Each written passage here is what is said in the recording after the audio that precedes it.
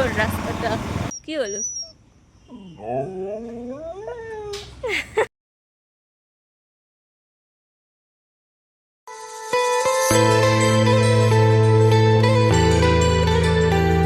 Hello viewers, welcome back to my channel Debashree's POV. এটা হচ্ছে জামাই ষষ্ঠীর দিনের ভ্লগ। তো সেদিন ঘুম থেকে উঠেছি বাজ পড়ার আওয়াজে, আর উঠে দেখছি যে মুষলধারায় বৃষ্টি হচ্ছে। তাই বারান্দায় দাঁড়িয়ে দাঁড়িয়ে একটু বৃষ্টি দেখছিলাম। যেহেতু এবারে জামাই ষষ্ঠীতে ওই বাড়িতে যাওয়ার কোনো ব্যাপার ছিল না, তাই জন্য টেনশন ছিল না যে এত বৃষ্টির মধ্যে কিভাবে যাব বলে। তো যাই হোক, সায়ন্তনের সেদিনকে অফিস ছিল, তাই আমি একটুখানি ফ্রেশ হয়ে ওর জন্য টিফিন খাবার এগুলো রেডি করছিলাম। তারপর ঘর পরিষ্কার করে বিছানাটাও গুছিয়ে নিলাম। আর এই বিছানা গোছালেই যেন ঘর অর্ধেক সুন্দর হয়ে যায়। আর ছোটবেলা থেকেই না এরকম মেঘলা বৃষ্টির ওয়েদার আমার ভীষণ ভালো লাগে। তাই সায়ন্তন বেরিয়ে যাওয়ার পরে দেখলাম যে বৃষ্টিও কিছুটা থেমেছে, তাই বেশ কিছুক্ষণ দিদার সাথে গল্প করলাম। আর তারপরে স্নান টান করে দুপুরের লাঞ্চটা সেরে নিলাম। আর দুপুরের লাঞ্চে যে স্পেশাল আইটেমটা আজকে তোমাদেরকে দেখাবো সেটা হচ্ছে এই কাকরোলটা। আমি জানি না তোমরা কেউ এই কাকরোলের রেসিপিটা খেয়েছো কিনা, তবে ট্রাস্ট মি, এত ভালো হয় কাকরোলটা খেতে। এই বাড়িতে আসার পর এই কাকরোলটা আমি প্রথমবার খেয়েছি। আমাদের রান্নার যে দিদি আছে ওই দিদি এই রেসিপিটা বানায়। তোমরা যদি কেউ এই রেসিপিটা চাও তাহলে আমি দিদির থেকে জেনে তোমাদেরকে বলে দেবো। গরম গরম ভাতে এই কাকরোলটা মেখে খেতে ভীষণ সুন্দর লাগে। তো তারপর আমি আর দিদা দুজনে মিলে গল্প করতে করতে লাঞ্চ করে তারপর ছাদ থেকে জামা কাপড় তুলে এনে গুছিয়ে রেখে একটু রিল স্ক্রল করছিলাম। আর তারপর বাড়িতে একটু ফোন করে মায়ের সঙ্গে কথা বলে নিলাম। আর তার মধ্যেই চলে এলো সায়ন্তন। সেদিনকে সায়ন্তন একটুখানি তাড়াতাড়ি ফিরেছিল। তারপর দিদার জন্য 1 কাপ লিকার চা করে সায়ন্তন আমার জন্য আঙ্কেল চিপস অর্ডার দিয়েছিল, ওটাই খাচ্ছিলাম। তারপর সায়ন্তন ফ্রেশন আপ হয়ে এলে আমি আর সায়ন্তন একটু দুধ চা বানিয়ে খেলাম। আর পরের দিন আসার কথা ছিল হচ্ছে আমার মা বাবার, তাই জন্য একটুখানি রেডি হয়ে বেরিয়ে পড়লাম বাজারে মাটন আনতে। বেরোনোর পর তো যে কটা মাটনের দোকানের সামনে দিয়ে গেলাম, প্রত্যেকটা দোকানে কি ভিড়। অ্যাকচুয়ালি ওই দিন যেহেতু শনিবার পড়েছিল, তাই অনেক লোকই সেদিন নিরামিষ খায়, আর তাই জন্যেই রাতে অত ভিড়। যেহেতু পরের দিন রবিবার ছিল, ওই দিনকে সবাই খাওয়া দাওয়া করবে। তো আলটিমেটলি বেশ কিছুক্ষণ লাইন দেওয়ার পরে মাটন কিনে আমরা বাড়ি ফিরলাম। আর আসার পর তো কি ওর হলো? সাথে কতক্ষণ গল্প করতে হলো আমাকে। কি হয়েছে?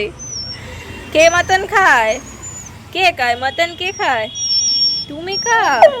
আচ্ছা আচ্ছা, ঠিক আছে, দেবো। তো আমাদের পাড়ায় যে কটা কুকুর আছে তার মধ্যে ও সব সময় ওর সাথে কথা বললেই ও উত্তর দেয় এরকম ভাবে। তারপর বাড়িতে ঢুকে ডিনারে বানিয়ে নিলাম আলু পোস্ত, বেগুন ভাজা আর ডিমের কোরমা। এই এগ কোরমা রেসিপিটা না ভীষণ সুন্দর হয় খেতে, তোমাদের সাথে এর আগে শেয়ারও তো করেছি।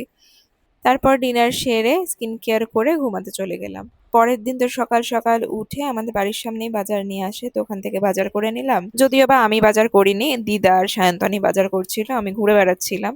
আর সায়ন্তনের সাথে তারপর চলে এলাম মাছ বাজারে।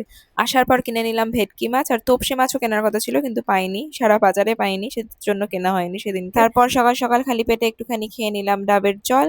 আর তারপরে বাবা মার জন্য মিষ্টি কিনে চলে গেলাম বাড়ি।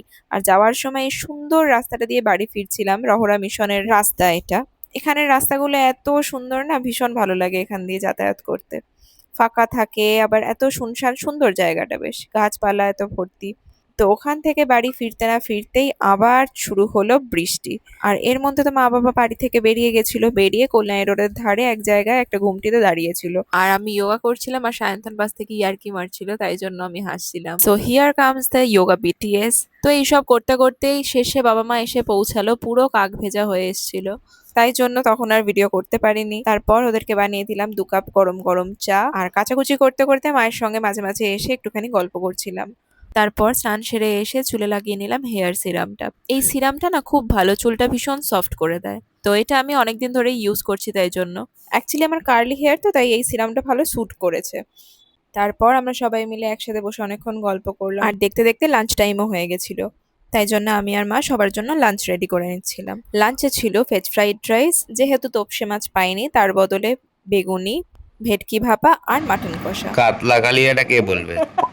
আর শেষে ছিল মিষ্টি আর কোল্ড ড্রিঙ্ক। তো সবাইকে সার্ভ করার পরে আমিও বসে পড়লাম লাঞ্চ করতে, আর তখন আবার মা আমাকে সার্ভ করে দিচ্ছিল। তো সবার খাওয়া দাওয়া হয়ে গেলে আমি মা বাবা তিনজনে মিলে একটুখানি আমাদের ছাদে গেছিলাম। বিকেলে যেহেতু বৃষ্টিটা একটু থেমেছিল, তাই জন্যই যেতে পেরেছিলাম। আর দেখো আকাশটা কি সুন্দর লাগছে দেখতে, আর গাছগুলো যেন আরো সবুজ হয়ে গেছে এই বৃষ্টির জলে। মা তো এত গাছ ভালোবাসে, আমাদের ছাদটা আরো ভরে গেছে, আরো অনেকগুলো নতুন নতুন গাছ এনেছে। তো ছাদে গিয়ে তিনজনে মিলে অনেক সুখ দুঃখের গল্প হলো।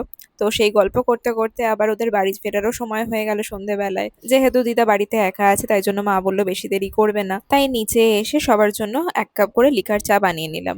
তো এই চা খেতে খেতে যেটুকুনি আড্ডা হয় আর কি। অ্যাকচুয়ালি ওরা ভয়ও পাচ্ছিল, যেহেতু বাইকে করে এসেছিল তো বাড়ি ফিরতে তো হবে, তাই যদি আবার সকালের মতন বৃষ্টি নামে ওরা আটকে যাবে, তাই আমিও বেশি জোর করিনি আর একটু থাকার জন্য।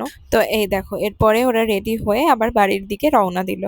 এই ওরা আসেই ভালো, আসতে না আসতেই আবার বাড়ি ফেরার সময় হয়ে যায়। বিয়ের যতদিনই হয়ে যাক না কেন, মা বাবা এসে যখন আবার বাড়ি ফিরে যায় তখন ওই সময়টাতে আবার মনটা খারাপ হয়ে যায়। আর এটা আমার একার না, সব মেয়েদেরই হয়।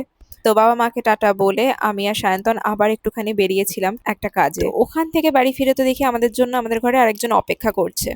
এই যে বৃষ্টি হয়েছে না, তাই জন্য জানলা দিয়ে ঢুকে সোফার মধ্যে বসে আছে। তারপর ডিনার সেরে আমি আর সায়ন্তন একটা ওয়েব সিরিজ দেখছিলাম, রিসেন্ট বেরিয়েছে রাখ বলে। তো ভিডিওটা যদি ভালো লেগে থাকে তোমাদের তাহলে একটা লাইক করে দিও আর আমার চ্যানেলটাকে অবশ্যই সাবস্ক্রাইব করে দিও। বাই।